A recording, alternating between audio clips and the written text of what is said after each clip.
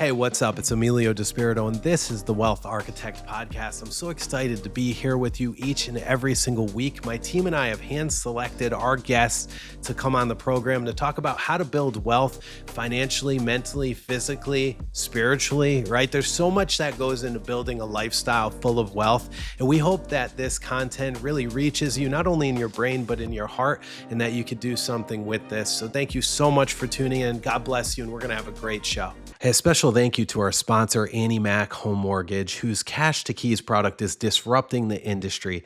Sick and tired of finding the perfect home, not having your offer selected? I got to tell you, it happens all the time. With Cash to Keys, Annie Mac gives sellers a cash guarantee for each of their buyers' offers.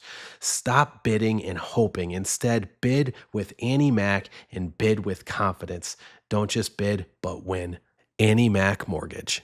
If you're listening to this podcast, you either own or will own a home, a car, and need life insurance. That's why you should check out our friends over at LaPointe Insurance, LaPointeINS.com. These guys are the best in the business. They can help you if you're in Rhode Island or Massachusetts. And let me tell you something, his dedicated team of professionals are there to assist you and meet you where you're at. You never feel like you're being sold. You felt like you're being helped. It's a family tradition over at LaPointe. Check them out, LaPointe Insurance. Thanks for tuning in to The Wealth Architect. I'm Emilio Despirito. This is season number 2, episode 20. And if you haven't heard this program before, The Wealth Architect is all about building wealth through many different avenues, mainly real estate, but we are interviewing business people.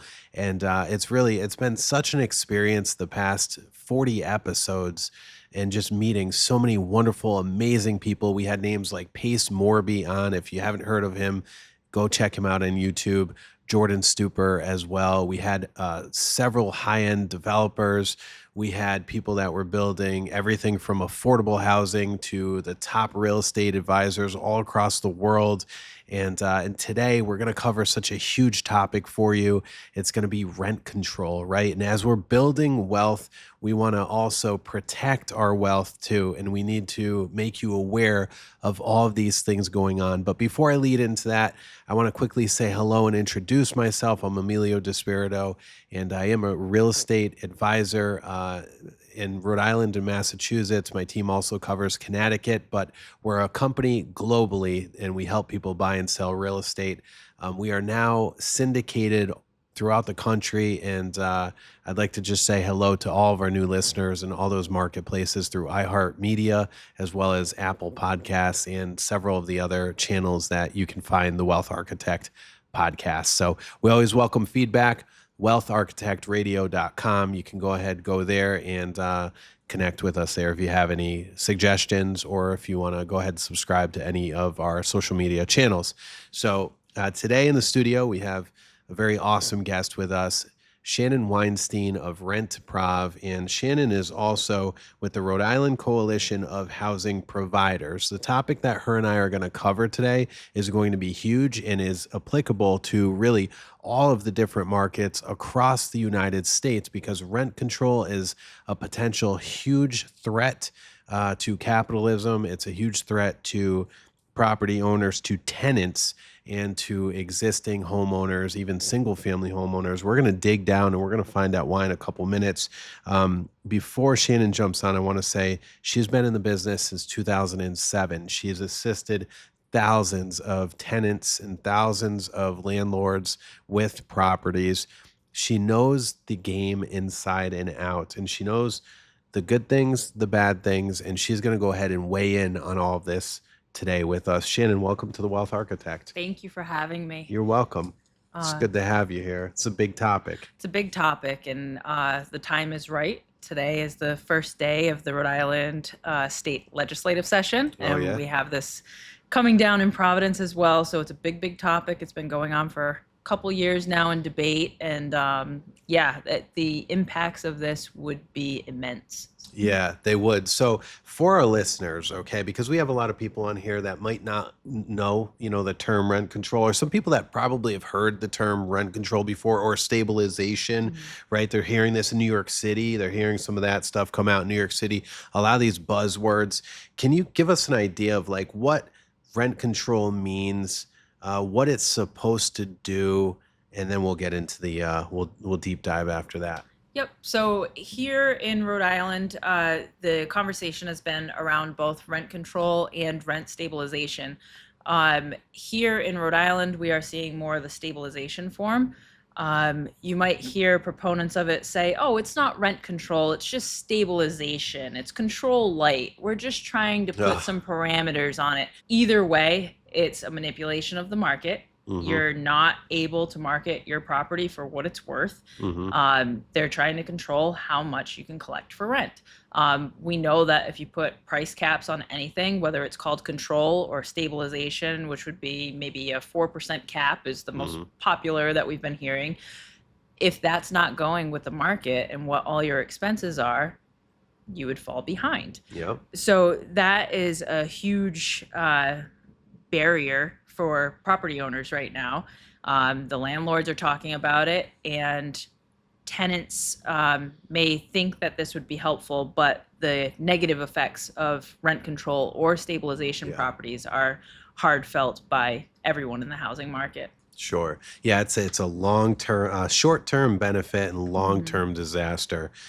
So this group here, the Rhode Island Coalition of Housing Providers, and again, I know we've got listeners in Mass and New Hampshire and Connecticut, all across the country, and in California. Look, there's probably coalitions of housing providers in your marketplace as well. And again, we're doing an overview today of what the impacts could be. And then later on in the show, we're going to talk about what could be happening here locally and what we're going to do to hopefully stop this. So Shannon, like I'm also in real estate too, right? And I've worked with tenants nowhere near to like what you have done in landlords. And I think what's going on right now is that the public has this this picture of all these landlords getting fat, making all this money, like kind of like the old fat banker kind of like look, making all this money, just rolling around in cash. And it's literally the exact opposite, right? Like I'm seeing people lose their shirts right now without rent control. And I want to dive into that a little bit more first is like, what is like the overall perception and why are some places successful in pushing this mindset?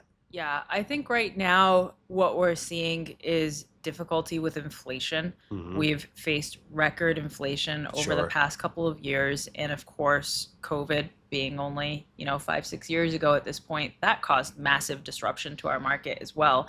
So the fallout of that in the following years has been really stressful for people. So of course, when people are struggling, it's kind of easy to point at the next person over and say it's your fault, right? Yeah. So the inflation is being felt by everyone. Yeah. When you look at the statistics of people who are having a hard time keeping up with the cost of living, cost burdened is what we say in the housing sector.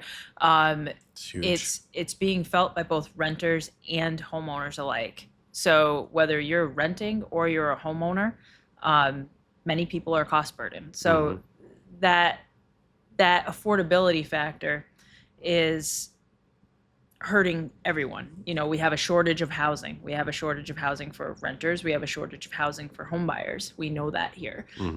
So that's definitely fueling an uncomfortable market where prices have gone up. That's hard to keep up with, and people are feeling a little bit hopeless. Rightfully so. It's so it's easy. I think it's a easy thing to point to a price control as being a solution where this has been tried before many times, and it's never a solution. Anywhere it's tried, it has failed. We actually have case studies, which we're going to talk about in a bit too on that. Yes. Yeah. It's one of the topics that economists across the board pretty much agree on, no matter what side of the aisle or spectrum they fall on politically as well. Yeah. Over 96% of economists agree that rent control or stabilization policies is the single most detrimental thing that you could do to a city. Wow. And I can see that. And so this coalition that you're involved with, for the record, do you lean right? Do you lean left? Do you lean up, down? Like, what are you guys partisan? No. The Rhode Island Coalition of Housing Providers is a nonpartisan organization. Okay. We don't lean one way or the other. The only thing that we do deeply believe in is preserving rental property rights. Yep. We have supporters and members and partnerships with those in the legislature on both sides of the aisle. Anyone who supports private property rights, they're on board with us. Yeah.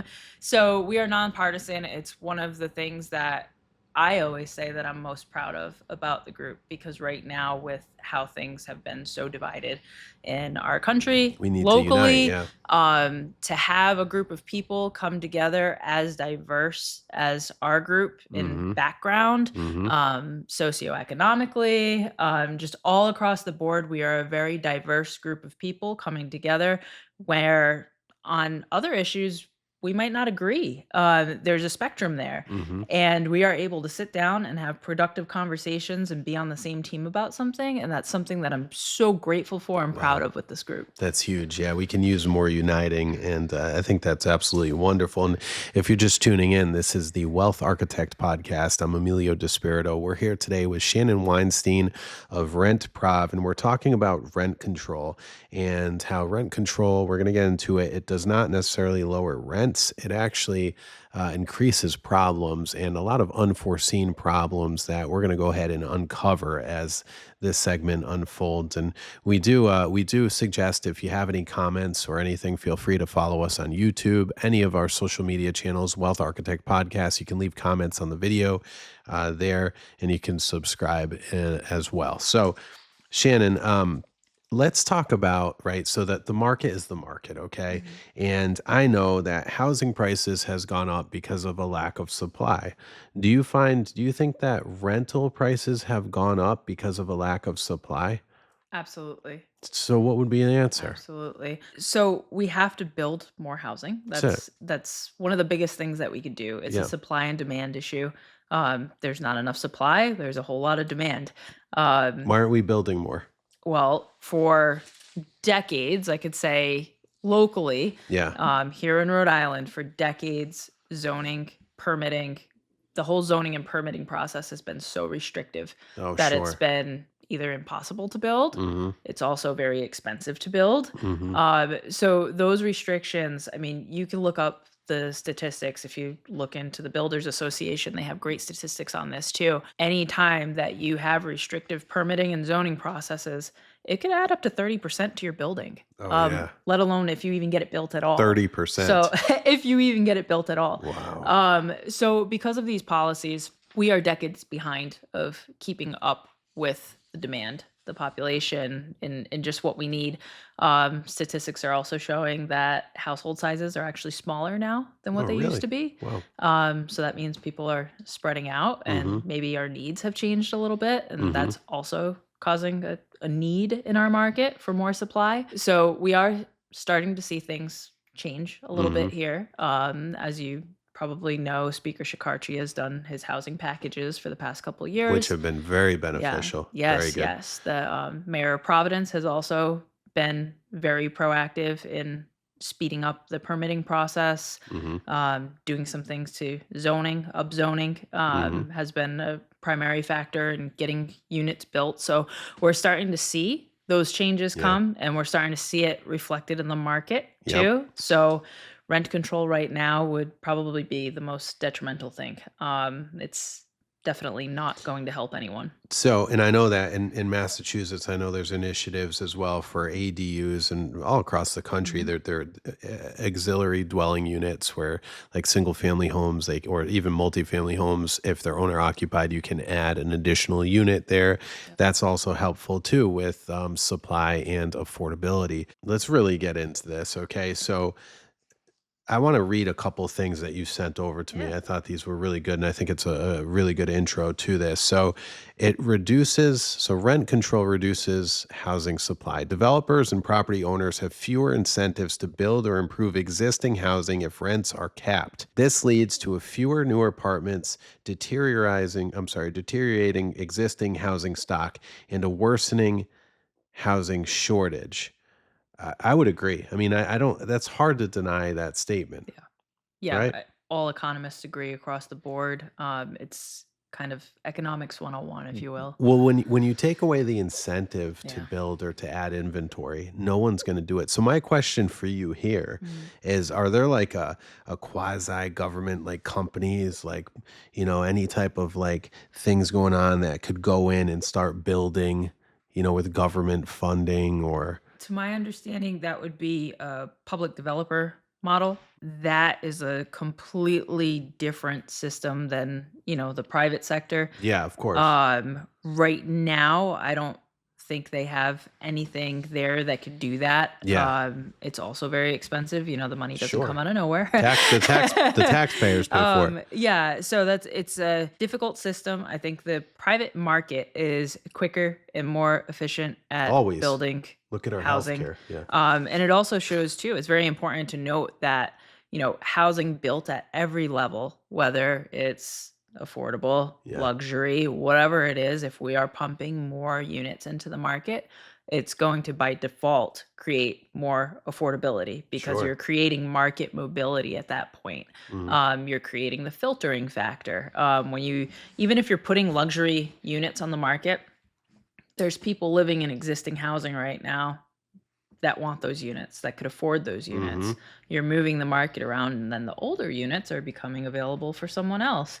So an that's interesting just point. that's just one factor of creating that Wow. market mobility of any housing built is actually helpful at this point. So with rent stabilization or rent control, I think they're two different things, I guess, but they're one and the same.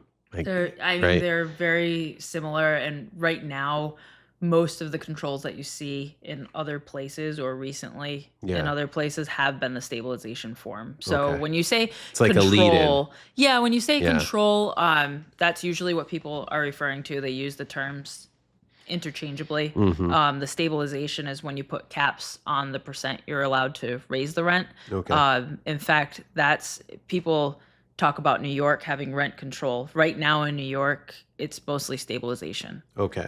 They may have started out as control at some point, but it's mostly stabilization in New York. Okay. So Okay. Do they do like an income type of level? Like if you make X amount of money, then rent could only increase by this. And then if you make X amount of money here, if you're in this threshold, rent could increase by this. Like, is there anything like that out there? no, I mean, doing that in the private market would be impossible Well, who to can track all that? Yeah. yeah, it would be impossible to enforce. It would end up just ultimately controlling the entire market if we did that because Yeah. it would be impossible for us to keep track of people. Like Yeah. it just wouldn't work. But interestingly enough that you said that, rent control and stabilization policies historically have helped those that are more affluent more than those that it's intended to help. That's interesting. Can you talk about that? I would not have figured. Yeah. So in Cambridge, they have a great study on this. Cambridge, when they had rent control years ago, they had since repealed it in '94. They repealed it. Cambridge, Massachusetts. Yeah, Cambridge, Okay. Massachusetts. They had a situation. So in the '80s, 32% of the city's doctors and 39% of city lawyers lived in rent-controlled units. Wow. So when you say that, I think it really clarifies what happens under these policies. That's not the person that you're thinking that you're helping with these policies. Established doctors are likely millionaires. A lot of them, right? You're doing well enough, Yeah. right? These aren't the people that were Six-figure plus jobs, even Yeah. back then. Yeah, I mean these aren't the people that we're thinking that we're helping. Yeah. When we're talking about policies to help people afford rent and make things affordability, that's probably not the first group of people that we're thinking about. No. So it's just a perfect example of how these policies might be well intentioned, but what are they doing in practice? Yeah. There was another group of properties, over 12,000 units were rent controlled. So take the group of 12,000 units in Cambridge, Massachusetts, Yep. rent controlled. Out of that group of over 12,000 units, only 347 of them were occupied by low-income families. Wow. So That's like staggering. yeah, and time again, if you look at the data, that's what tends to happen. Wow, it gets abused. Yes, when you control the market, this is what happens. You end up helping those at the top of the food chain rather than those that really need it. So I think we could do a lot more productive policy making so that we can actually help those that really need it. So I grew up in apartments, right? Like I grew up Me too. very humbly, blue collar, Springfield, Massachusetts, Indian Orchard, actually, if anybody out in Springfield knows that area, right? Economically depressed, old mill town, and a lot of apartments there. And a lot of landlords now, okay, I see this, are barely scraping by. Okay, the cost of property taxes, the cost of maintenance, the cost of materials, like trying to even find people to fix things. You pay for property management if you're, if you're not living there in many cases. The cost of mortgage, the cost of insurance. I mean, the list goes, the cost of evicting tenants if they don't pay. Right. The list goes on and on, Shannon. These people are not making great money. But I want to go back to when I grew up in Indian Orchard. My Uncle Mike, he passed, but God bless him. But he was a blue collar guy. He was a mechanic, and this allowed him to build wealth. And people back in the day, they saw the opportunity, and it's still there, okay? But it's a lot harder now. Blue collar people saw the opportunity to build wealth by owning investment properties. And they would buy one at a time, and they would, keep doing this, and they'd be able to maintain it. But now the costs are so through the roof where we're actually pulling blue collar people, I think, out of this. And now if you put rent control in place, all of those people who are just struggling to find and make the American dream, which, by the way, they can get there right now. They still can. You put rent control in place, and now you're capping what they can make, but the costs of their taxes, insurance, and all of those other items are going to outweigh what they're going to be able to pull in. These people are going to go bankrupt. They're going to go in foreclosure. They're going to lose their homes. It's a scary situation. It's a slippery especially slope. over the past couple of years. The home prices have come up over the past couple of years. The operating costs have come up. I hear complaints all the time. Landlords looking at their new insurance policies and increases, is insane. 40% increases year over year. Yeah. And taxes, same thing. And you mentioned lack of labor, just even trying to find electricians, plumbers, all your skilled labor right now. That's another thing. There's a shortage of them, therefore it's more expensive. That's right. So all these costs, they get passed down to the tenant. That's where these costs are coming from. So, but that's why we have to go with the market. We can't constrain the rent and then have all these other costs on the back end just going through the roof. Now you have something interesting in here. You were talking about how, all right, so rent control has been noted. And by the way, we have case study after case study of this. And then we have a huge case study in Cambridge, right? But it lowers property values and tax revenues. Can you talk about that? Yeah. So this is a big one. And this is the piece of it that everyone should pay attention to. It's not just landlords. We talk about all the time, it's not just a landlord issue, it's also a tenant issue because it affects maintenance and everything else. But this policy is an everybody issue because whether you own a house or you're renting or you're a landlord, it's going to affect you because the reduction in tax revenue hurts everyone. It hurts your city and municipal services, schools, public safety, everything that you could think of. Libraries, snow removal, anything that you could think of. And that's because this policy devalues properties. So if you're a controlled property, so we could take multifamilies, for instance, and I know here locally, multifamilies, especially in Providence, I could use that as an example. They pay a higher percentage taxes compared to your owner-occupant single families. The tax burden is much higher. So if you're going to devalue these properties with rent control, which happens time and time again. Makes sense. In Cambridge, we'll go back to that example because it's just such a hearty example of what could happen. Cambridge properties at that time under rent control were devalued by 40 to 50%.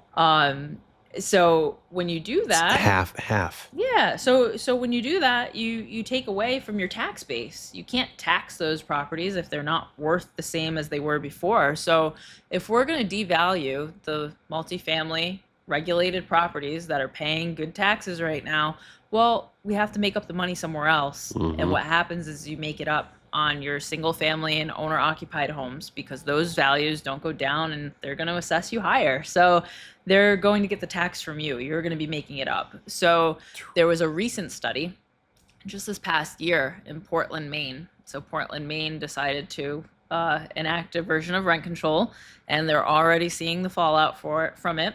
So in Portland, Maine, we see that they already saw the redistribution of taxes. There was a huge shift up to $10 million of tax revenue that they had to put on single family owner occupants because they couldn't get it from the multis anymore. That was an instantaneous effect. This just happened. So as time goes on with these policies as well, it just gets worse. You know, when you start seeing the buildings go into repair, I mean, the values are going to go down.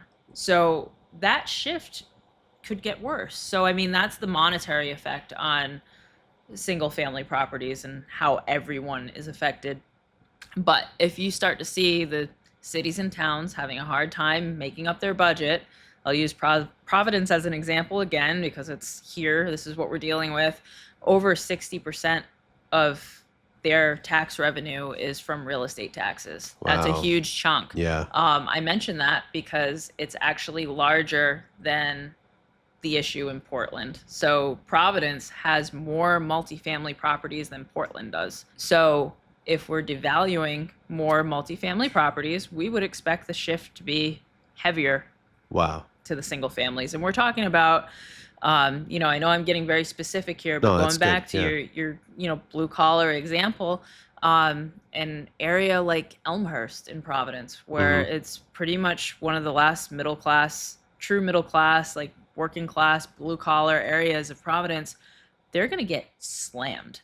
You know, their taxes are going to go through the roof. It's an area where a lot of single family houses, middle class, working class, and they are going to bear the burden of this tax shift, and it's going to be pretty These steep. are people that are having a hard time paying for their prescriptions, having a hard time paying for their medical, for their groceries. Yeah, because everything across the board is expensive right now. You know, It is. It is. And those are the people that I think that this bill is supposed to really be protecting. It's supposed to be protecting our vulnerable, you know, classes, right? And it's not, like, it just doesn't. So, wow, 60% of the city's tax base in Providence. That's huge. And, you know, again, I want to stress that, like, if we're losing tax revenue, that's only going to further affect our schooling. Public schools are funded hugely by property taxes, and our public schools are not so hot. I don't know if, you know, they're just not. And I really, you know, there's spots, you know, across the country, like different towns where they're better than others. But, you know, a lot of our cities, the public schools are horrible. Yeah, I mean, Kids can't read. I can't say that rent control would help this at all. It definitely wouldn't help the situation. It discourages maintenance and upgrades too. I mean, we're seeing that in New York. We've seen that over the years in New York, right? Like, it's wild. Yeah. Now imagine you can't pay the bills. Okay, if you own these properties, you can't pay the bills, and now there's damage. And I hate to say it, like, there's some tenants that cause a lot of damage, right? Yeah. And, you know, they sometimes they'll cause damage, and then they'll say, "Oh, you need to fix this, or I'm not paying rent," type of situation, and they hold you hostage. Yeah. In this situation of rent control, is there anything like the tenant holds the landlord hostage? Now they have to go fix this when they can't afford to fix it. What happens? So what we're seeing in New York right now is a good example. I know you mentioned New York. Yeah. Right now, there's an estimated over 50,000 units vacant in New York right now 50,000? because of rent control and stabilization policies. So when those units went vacant, Yep. it was no longer affordable for the property owner to put them back online. They need, some of these units, $100,000 worth of work, because people have been in these units for so long, it hasn't gotten, because there was no market mobility, it hasn't Yep. been upgraded along the way, and now they can't fix them because it's not affordable to fix them and then have a controlled rent. So that's one example. There's also buildings in New York right now, they can't keep up with maintenance on the occupied buildings. So there's all kinds of violations that's caused by this policy, basically, because you can't afford to fix them if you're not getting the money out of them. Yeah. There's situations in New York right now where the landlord can't maintain the building.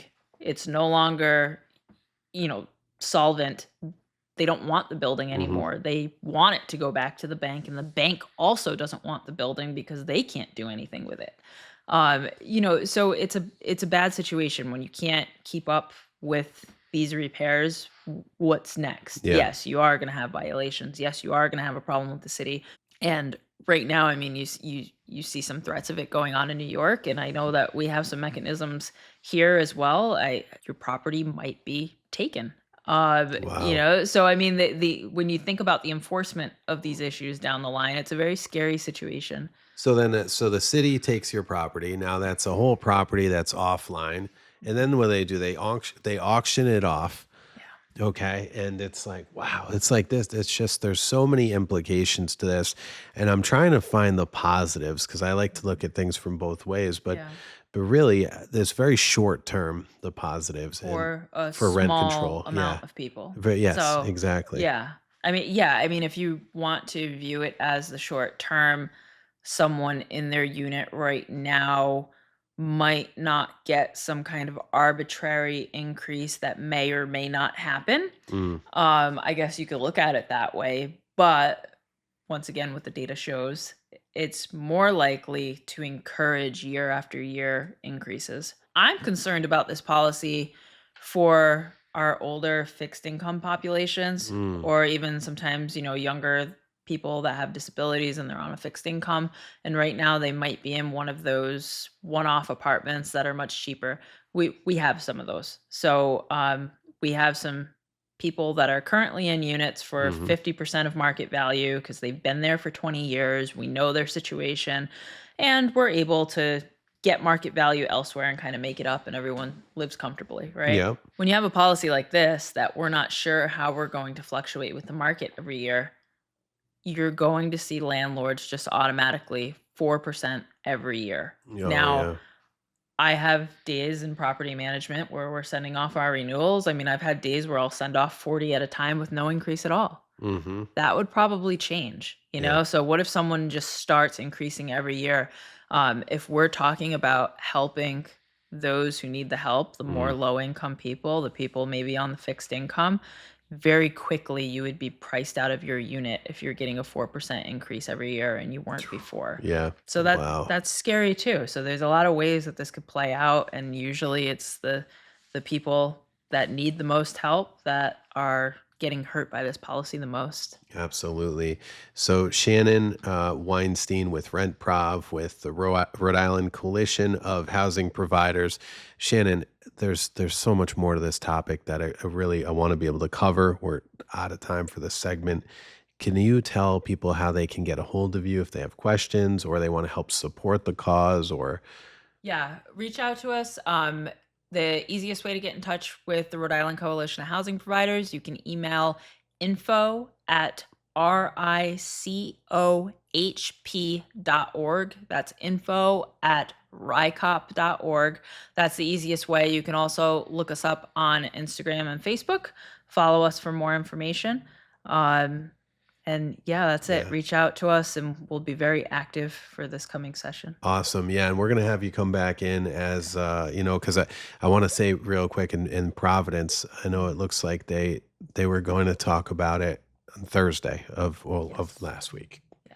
This is recorded, right? So Yeah. it's on Sunday, so Thursday, right? But so they were going to talk about it and they pushed it back with no definite time yet to discuss it. Yes. Okay. So they are still working on this policy. It is going to come out. It's probably going to come out soon, and it will be rolling very fast. So we'll have this going on at the city level in Providence, and then Yeah. also at the state level, which it's been repetitive there as well. Yeah. But again, wherever you are around the country, just watch for this. Be careful, be mindful, because as you're looking to build a portfolio, build wealth, give suitable housing to people, give good housing to people, you're going to want to be careful. You're going to want to see where your local government is, and you're going to want to make sure you fight out against that. Speak Yes. out against this. Getting involved is so important, and that's something that our organization helps with. If you contact us, we'll guide you in how to do that. We get people involved, introduce them It's to their great. legislators or city councilors, whoever the person is to contact. It's very important to continue that relationship and express how something like this might concern you. The legislators need to hear from you in order to know. We're all experts at different fields, Hmm. and they might not be experts in housing. They might not be Sure. landlords. They might not be real estate professionals.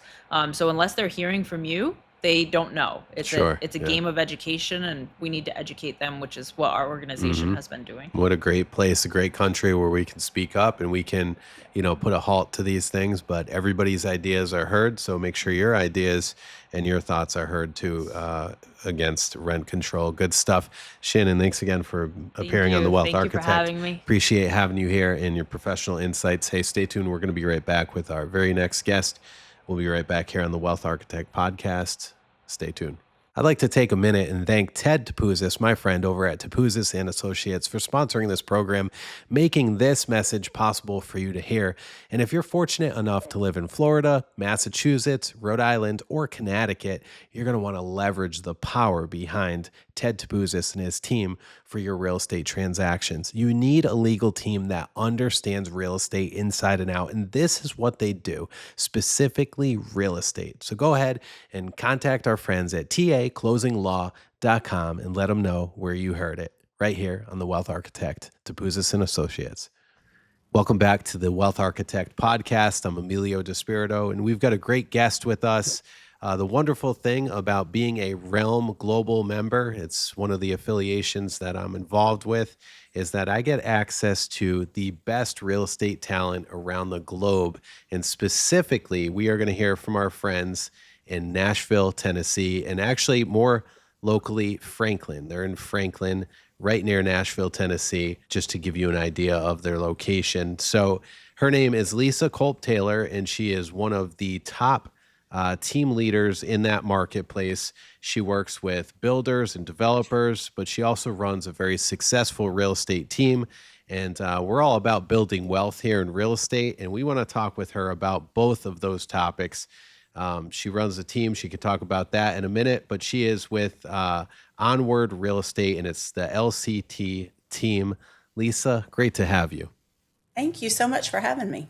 All right. So, Lisa, you've been in this business for about 30 years. You've been running a very successful team of rock stars. Can you talk about the dynamics of that? Like, how did that happen? And I know that's not something that just comes together. We see teams come and go, we see people come and go out of the industry, 87% failure rate. Like, how have you built what you've built?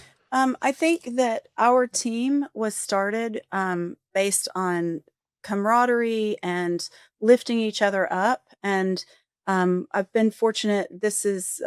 We've just completed our 9th year as a team, going on our 10th year. And our culture and friendship and camaraderie makes as much of a difference from a standpoint of being a great team. I think that's important. I think building confidence in one another is the main reason that we've been successful because we encourage each other, we lift each other up, and we celebrate everyone's wins. I love that. And that is a true team right there. Real estate is such a hard business. And oftentimes we get people that are like, hey, Emilio, I want to jump into real estate. I want to do this, I want to do that. And we encourage that, of course. But I don't know how your market is in the Nashville, Tennessee area. Do you see a lot of people jump into the business and kind of not succeed? We do. You know, we have a lot of people, especially in the past few years. It has seemed easier. Maybe Hmm. 5 or 6 years ago, it seemed easier and you had a lot of people getting in. And you have a lot of people frequently that ask to join the team. I always talk with everyone. I think that if someone asks you to join their team, that um, you can give them a courtesy of a meeting and talk to them about it. But Agreed. I Yeah. am very honest and straightforward about what it takes to be successful. It's not just showing pretty houses and taking people to lunch. Yeah. There's a lot of work involved. I wish. And yes, wouldn't that be nice? But you know, I think if they're prepared for the hard work and prepared for the amount of hours it takes, that you're giving them a leg up on success. And Hmm. I think there are a lot of people that get out of it because they just didn't realize how hard it is. Yeah, unfortunately. So, how does your team set up? You've been running this team for 9 years now.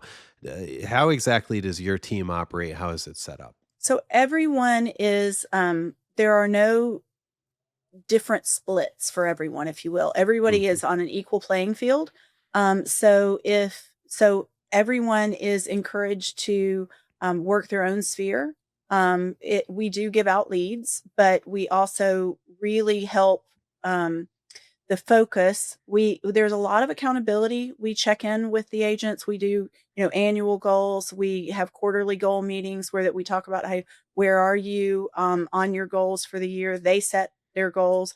We also talk about not just business goals but personal goals, because I do Hmm. think that's really important. It just so happens our team is all women, and there are a lot of factors that we talk about from a family standpoint, and making sure Okay. you have enough time for your family, your kids, all of that, and work those into the goals as well. Um, but we are all, it's the same split for everyone. So if you have a team lead, you're given a lead from the team, it's 50% back to the team. Hmm. If it is their own lead, it's 25% to the team. And then we provide besides transaction coordination, we also have our own social media person. We have 2 marketing people, and we have a staff photographer as well. Wow, So there's a that's lot of huge. support. Yeah. Yeah, it is. I think what all we provide our team members to help them succeed has really been a big part of the success, but it's also we have a strong team of go-getters. Hmm. That's absolutely everything. So for our listeners, right, you have individual agents out there, and then you have teams like power teams, right? And I run a team as well too, Lisa. And I think the biggest thing with a team is that buyers and sellers, they get an army of people behind them. Right. And if Mhm. you have like, if you could picture like a juggling act, right? Like you have an agent and they're like juggling, like all this stuff, like two, three, four things, and then somebody throws in four, five, six, seven, eight other things. Like a real estate transaction is intense. There's a lot of stuff happening. There's 185 steps we take for sellers, 175 steps for buyers. It's 360, right? People are spinning Right. around chasing their tail, and they're dropping all of the balls that they're trying to juggle. And with a real estate team like yours, Lisa, like mine, we're keeping all of those balls in the air because we have different positions that help and assist our teammates, our advisors, which then trickles down to our clients' experience. Can you talk about the support roles? You mentioned a couple of them. Do you have a transaction coordinator? Do you have like somebody that calls and prospects? Like, what are those support roles on your team? So we have a transaction coordinator that handles everything. The goal is that our agents, once that they're still involved and it's still their responsibility, Yep. but they write the contract, then it's processed over to the transaction coordinator. The transaction coordinator makes sure everything goes in the calendars, makes sure that everything is out to the buyer or the seller, depending on who it is, and they make sure that we're hitting all of our deadlines. They handle everything from that perspective. It's still the agent's responsibility to negotiate inspections or any additional terms on it, because the agent is still central to Hmm. the transaction. It's not just passed off to someone, but that person is making sure all the I's are dotted and T's are crossed. and making sure all the communication, they're checking in with the lender on a weekly basis, all of the things that happen behind the scenes that then our agent can be thinking about the next transaction. And they know that they've kind of got that backup. We also have a social media director that is constantly taking videos. They're doing reels, all of the things for the agents individually, but as well as for the team. And then we have a photographer that's also doing the same thing. She's there taking pictures, keeping things updated. And it's also for their social media as well as our social media. Nice. As the team. So going back to that administrative role, right, in real estate, like the transaction coordinator, what you're doing for your agents is so powerful right there alone. And it's so overlooked in this industry, right? We figured out that our transaction coordinator, and yours is probably much like it, 21 hours of time in a transaction is given to that stuff when it's done proficiently. Okay. That's right. Anything that you could do, that we can do to keep our clients belly to belly, our agents belly to belly with clients, meeting people, shaking hands, networking, doing all of those high level activities is just money in the bank for our agents, right? But more importantly, think about that client experience. Like we always start with that, right? You think about that client experience. Could you imagine going to a nice restaurant and the cook, the chef, is also the hostess, and they're also the waitress, and they're also the one cleaning up, the bus girl? Like, could you imagine them doing all of those things? Impossible. Yeah, that's a great analogy though, to help people understand it, because you're right. The more you can give to someone else and make it their responsibility, then everyone succeeds. That's right, 100%. Now, for the last few minutes of the show, and I really love your team and what you guys have done. That's awesome. I'm glad to have you as partners in Nashville and in Franklin. The last few minutes of the show, can you kind of talk about how you work with developers and builders in the Nashville market and the Franklin market? I know that real estate has been being built up. A lot of people moving down to Nashville. Can you kind of give us some ideas of what's going on down there? Yeah, I have been blessed. My dad was also a realtor, so I sort of have been in it my whole life. Nice. And I used to love, being on job sites with him and new neighborhoods. Yeah. And so when I started in real estate, I started on site with a builder. And so I was there in the model home, 6, 7 days a week. And I just loved new construction. From that position, I went in to develop. I worked with a developer. And so we developed some of the, still popular neighborhoods today. And I learned so much that what happened was I just got to know so many builders and so many developers that new construction is a big part of our business. We closed right at 391 million last year, and about 50% of that. 391 million? That's huge for our listeners. The average realtor is doing maybe 1 million in business a year. 71% of real estate agents in 2025 sold no homes. 71%. And Lisa and her team just did, say that again, 300 and what? 391 million. Okay. All right. Go on. That's a huge number. That's okay. Yeah. And there's 10 of us. So, I mean, that's where we've got, and like I said, I've got a team of go-getters. But thank you. But a lot of our business is new construction. And it was because early on, I always say I know how to speak builder, because it is a little bit of a different mindset and different language, if you will. When you're meeting with clients with a builder and they say, oh yeah, I can do that. Well, the builder can do that, but the builder means I can do that for a cost, right? For a fee. That's and right. A lot of time the buyer hears, well, he said he can do it. So I quickly became, okay, now, so you mentioned that you could do X. What would that cost? And it's always surprising to me how surprised the buyer might be. So I'm lucky and blessed to represent a lot of great builders and developers in our area. And it's because I am detail oriented. So I take notes when we're in those meetings. I'm taking notes on everything that's discussed, whether they say it or the buyer says it. And I follow up with all of that. And just, I love floor plans. And so what's happened is the agents on our team have also really, many of them were already interested in new construction, but it's just expanded from there. But it is learning how to represent builders and developers and knowing the things that they're looking for. Translating that language into everyday consumer is not always easy too. People don't often buy more than a few, maybe a handful of homes throughout their life, and it's not always new construction. So I think that's really fantastic. What a great specialization. Not only is she a top team leader, crushing it on all ends in real estate, but she is also a specialist with new construction as well. So if you're in the Nashville market or in the Franklin market and you're looking to grow your business, whether you're a builder, a buyer, a seller, or even an advisor or an agent, we call them advisors here, agent, you're going to want to go ahead and reach out to Lisa Culp Taylor of the LCT. Is it team or group? LCT team, right? Yeah. All right, good. I like that. Of Onward Realty.